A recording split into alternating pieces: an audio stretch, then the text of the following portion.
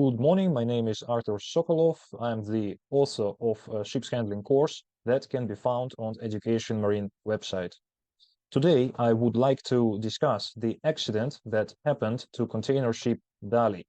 We will discuss the reasons of the accident, analyze master's decisions, and we will also think about the possible master's actions that could avoid the accident. I made the video solely for the educational purposes.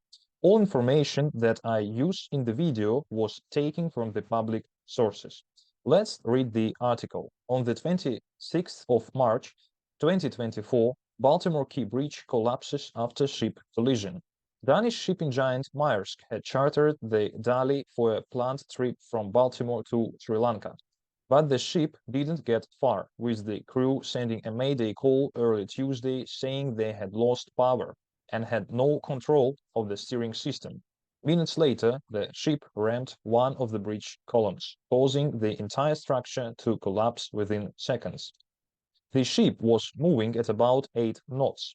The mayday gave just enough time for authorities to stop bridge traffic and likely prevent more deaths, but not enough time to clear the construction crew that was filling potholes on the bridge. Divers on Wednesday recovered the bodies of 2 of the workers. We can notice the speed of approximately 8 knots from the article. Let's watch the video of the accident with my comments. We can see Francis Scott Key Bridge on the video, and at the upper part of the screen we can see the time, and this time we will use for the more accurate analysis of the video. Now we can see container ship DALI on the video. Container ship is proceeding outbound from Baltimore and is approaching Francis Scott Key Bridge. At the present moment, everything looks good.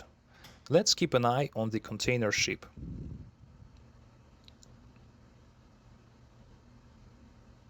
Container ship got blackout, and we assume that container ship lost the ability to use the rudder. Container ship got not under command. However, the vessel is steady on its course.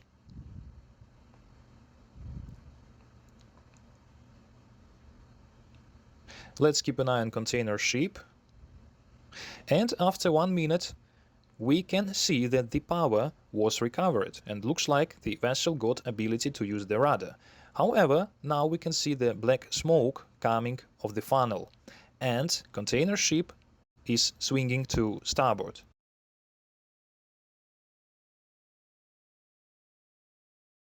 And we may assume that the master decided to work astern. Black smoke is running of the funnel more and more, so we believe that container ship DALI working astern more and more. Then container ship DALI got blackout again, and now the power is recovered again, and looks like container ship DALI has the ability to use the rudder again.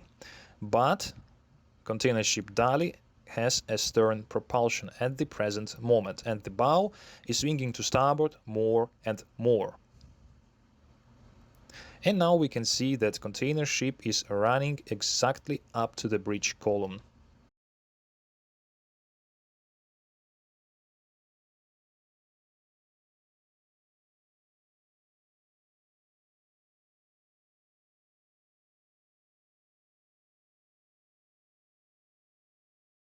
And unfortunately, collision. Let's fix important timings from the video that we have just watched together. 24 minutes 32 seconds. Blackout occurred on the container ship. We can notice that by the disappearing lights on the ship. However, should it bring the vessel to losing of the control and becoming the vessel not under command? The vessel is designed to have alternative power supply in order to have the critical systems like steering gear functioning in case of blackout. The testing of steering gear from emergency power supply should be carried out within 12 hours before departure, according to SOLAS Chapter 5, Safety of Navigation, Regulation 26, which is called Steering Gear Testing and Drills. Vessels calling USA ports should follow the regulations mentioned in the Code of Federal Regulations. Let's have a look at the paragraph 164.25. Tests before entering or getting underway.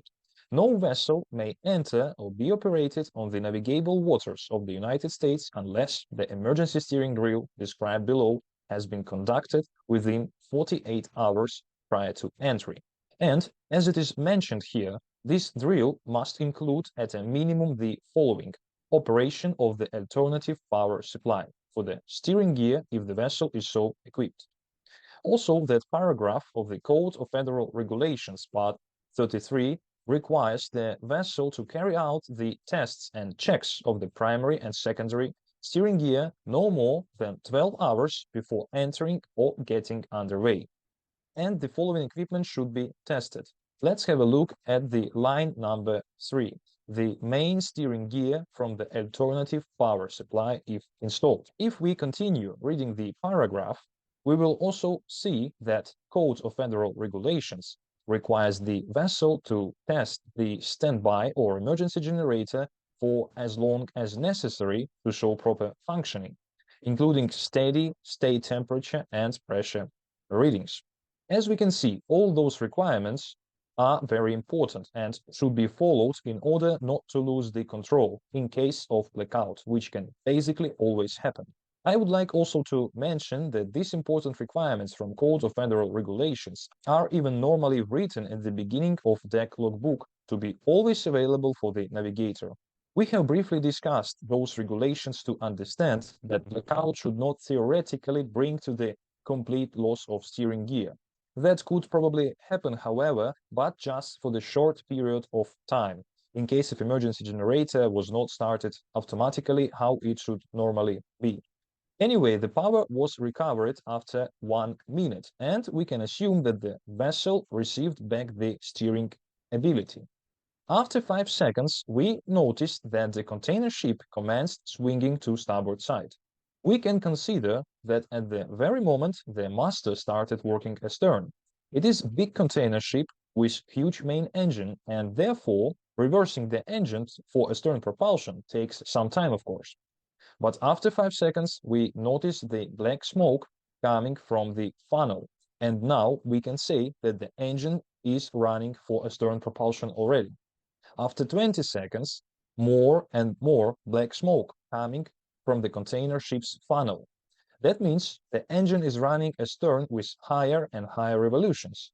And the more they work astern, the faster container ship goes to starboard. The speed is reducing, but the vessel is swinging to the bridge foundation. After 37 seconds, DALI has blackout again. However, if we notice the black smoke from the funnel, we can say that the vessel's engine is working astern, and under such circumstances, even if there was no blackout and there was stable steering ability, that would not help to keep the vessel on the course, because when the vessel has a head inertia, but the engine is running astern and at the high revolutions, the efficiency of the rudder is almost zero. The rudder works for steering when the laminar flow of water passes along its structure. However, in the situation when the vessel has a head inertia but the engine works astern, the flows of water passing along the rudder surfaces are not laminar, and therefore the vessel's rudder has almost no steering ability. As the conclusion, I would say that blackout that occurred on the 27th minute did not affect the situation much, because the vessel's engine was running astern already, and most probably at the high revolutions. But could master stop the engine in that case and give a head propulsion in order to make the steering with rudder efficient? Technically, yes, but it would take some time, and considering the size of the container ship and size of the main engine in such proximity from the bridge column, they would not have enough time for that probably. And unfortunately, at 28 minutes and 48 seconds, the vessel collided with the bridge. To make the assessment of the master's decision, we should understand the size of the container ship DALI. According to the information from marine traffic, container ship is 300 meters long and 48 meters wide. It is big container ship, and we should understand that it is not so easy to stop it when working astern. By the way, considering that the vessel got blackout, and from one side we can say that the accident occurred due to technical reasons, let's check the outcome of the last inspections. Probably the vessel had some deficiencies. According to the information from public sources, the DALI was inspected in September by United States Coast Guard in New York, and no problems were found. Before it left Baltimore, the ship underwent routine engine maintenance, according to the Coast Guard. But also, I found in the internet that container ship DALI made an accident in Antwerp, Belgium, in 2016. Let's read together the information from the public source. On July 11, 2016, the Singapore-flagged DALI collided with a quay in the port of Antwerp while attempting to depart the North Sea container terminal. The accident was attributed to an oversight by the ship's master and pilot, despite favorable weather conditions. Now we can come back to the accident with Francis Scott Key Bridge, and let's have a look at the exact location of the bridge. Let's zoom in, and we can see container ship DALI grounded under the bridge. We can see Francis Scott Key Bridge, and that is the bridge clear span where the vessels are supposed to pass. Well, let's summarize. We have learned that the vessel got blackout just before passing the bridge from the available information. Most probably, it led to the loss of power of steering gear, and most probably, due to the extremely stressful conditions, the master made the decision to work full astern to stop the vessel. Even though, if it was pilot's order, it does not make the pilot legally responsible for that order, because according to the maritime law, the pilot is only the advisor, and the decision maker is always the master. Let's make the assessment of the master's decision to work full astern in that situation. To make proper assessment, we should make some calculations and compare them with the ship's maneuvering characteristics. Every vessel should have the wheelhouse poster where the master or navigator or pilot can find the ship's maneuvering characteristics. It is absolutely important for the new joining master to learn those characteristics, to know in advance the vessel's behavior.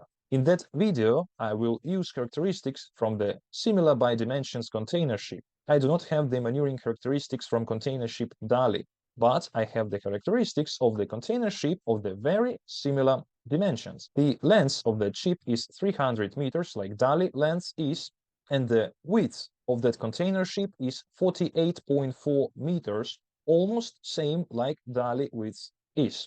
We are interested in the stopping characteristics. Basically, those characteristics show us how much time and distance ahead the vessel needs to be completely stopped under different conditions. What are those conditions?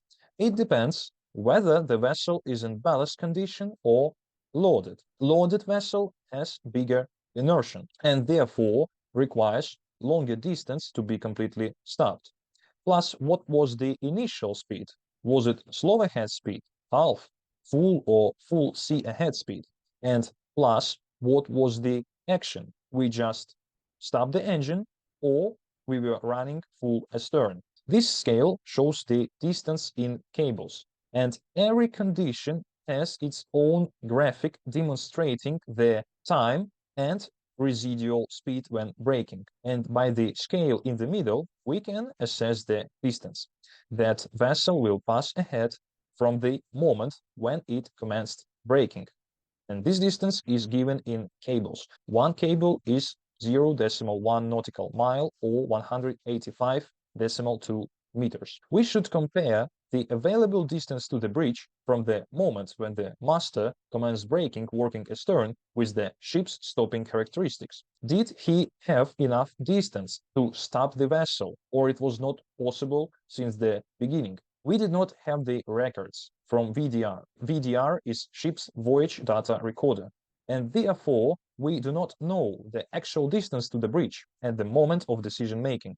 However, we can calculate that distance by the time. The distance will be more or less accurate. The vessel collided with the bridge at 28 minutes and 48 seconds and commenced braking at 25 minutes and 37 seconds. That gives us 3.18 minutes from the moment when container ship DALI commenced braking with working astern until the collision with the Francis Scott Key Bridge.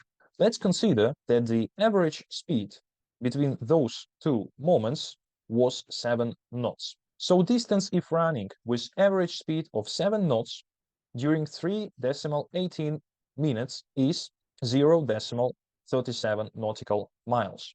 0.37 nautical miles gives us 3.7 nautical cables, or 685 meters.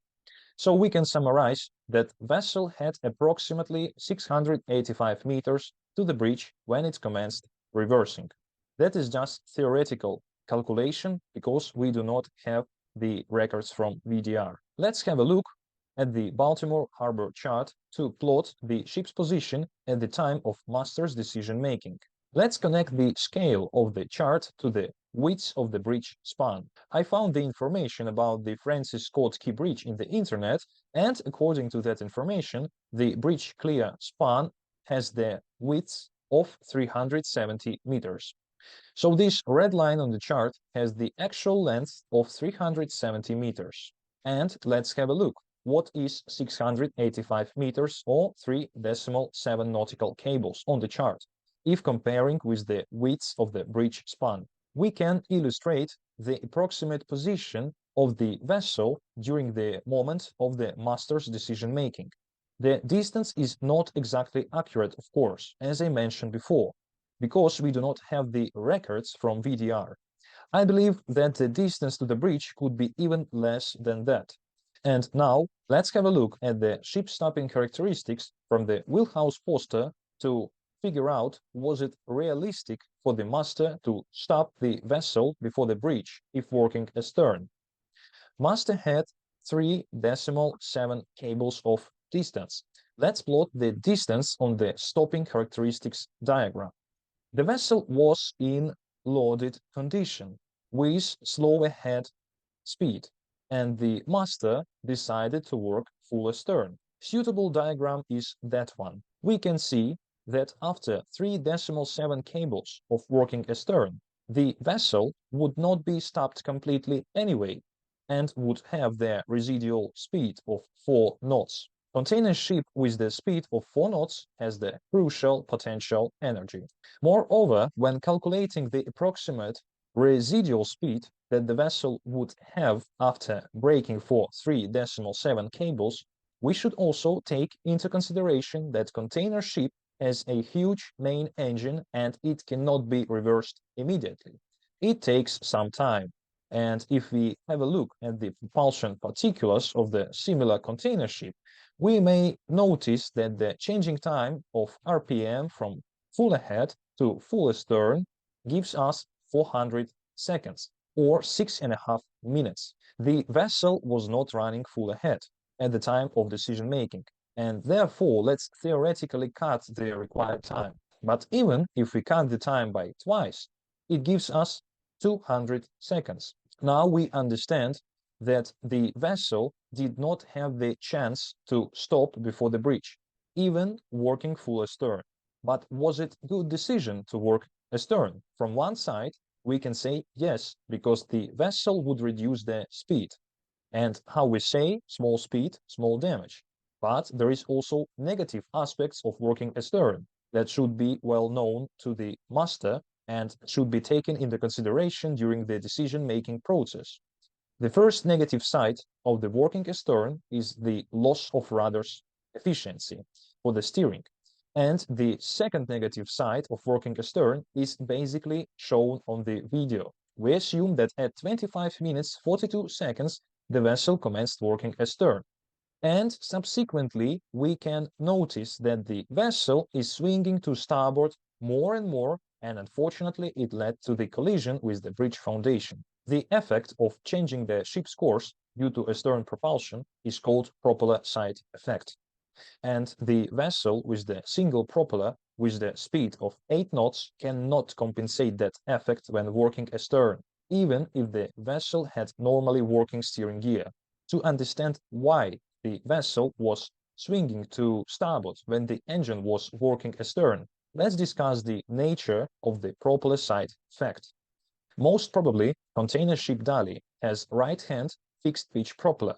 It means that when working ahead, the propeller rotates clockwise, and when working astern, anti-clockwise. Let's discuss the situation when we work astern and the propeller rotates anti-clockwise.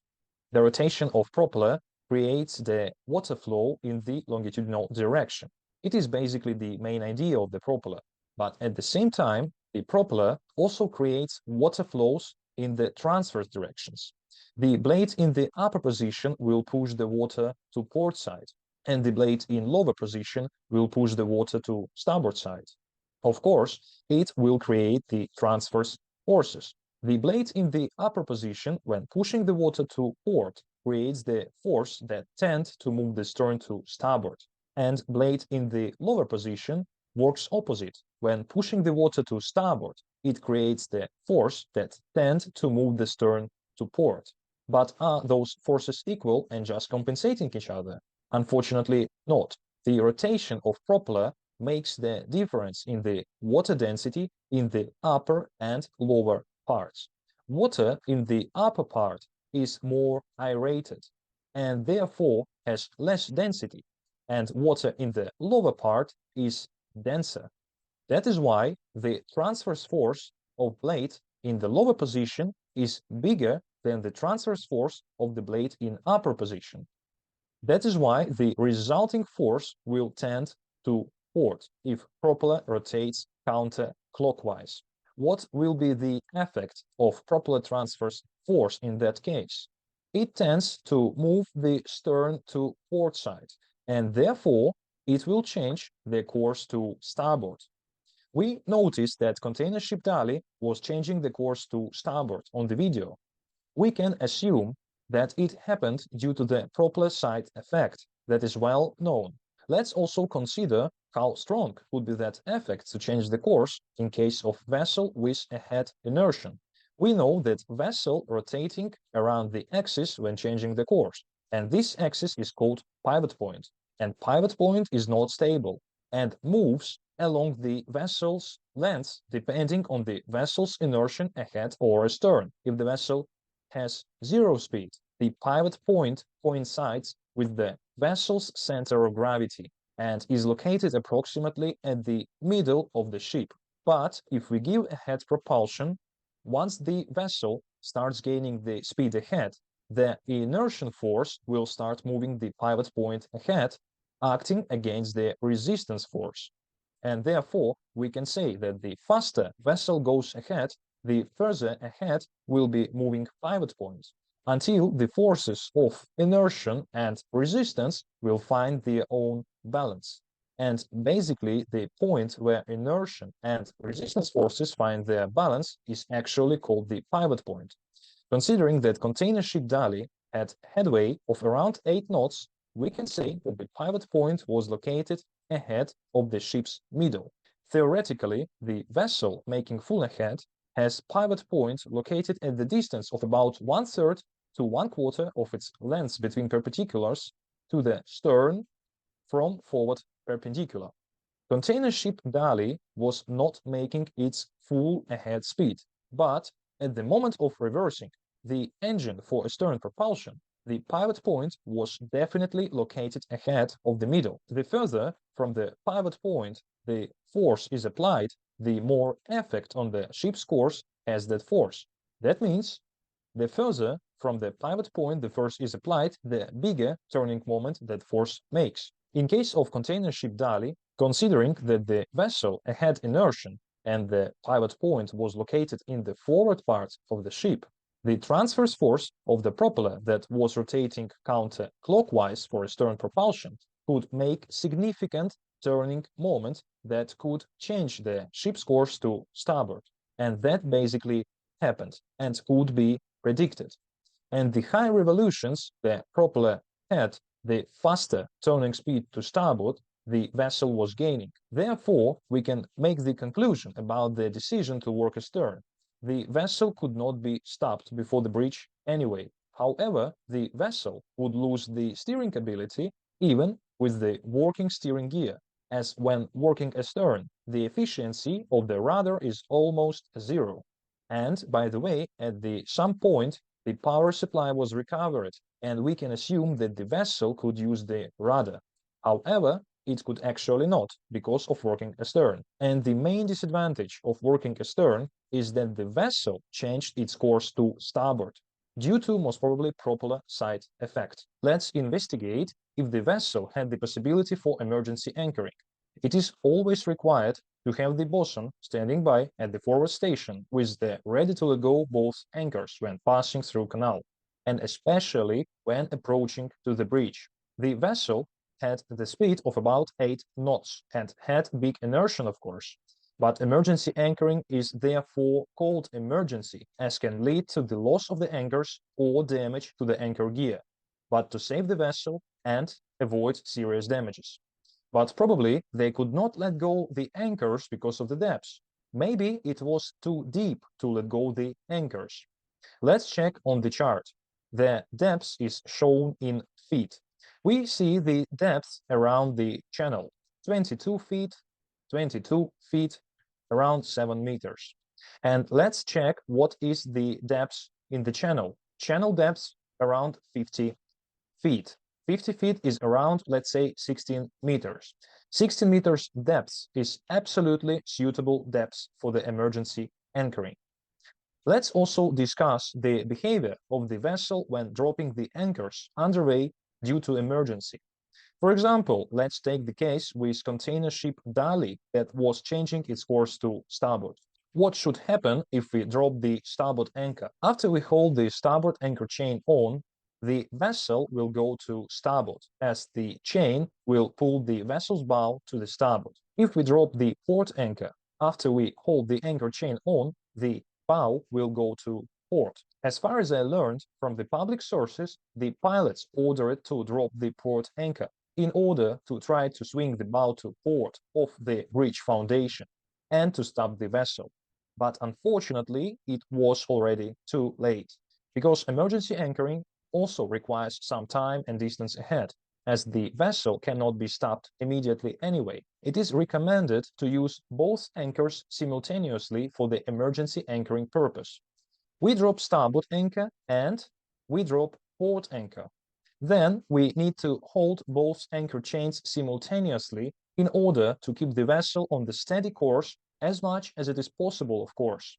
The starboard anchor chain will keep the bow to avoid swinging to port, and the port anchor chain will keep the bow to avoid swinging to starboard. As the general conclusion, I would say that the main reason of the accident is the technical failure that led to blackout and loss of steering. However, the contributory factor is the extreme stress that affected the decision-making process. Probably, if the astern propulsion was not given, the accident could be avoided. This accident demonstrates us that we should be always ready for the emergency steering, and anchors should be always ready to let go when passing the channels. Thank you for watching the video. I would like to mention one more time that this video was made only for the educational purposes. My name is Artur Sokolov, and I'm the author of the ship's handling course that can be found on the Education Marine website.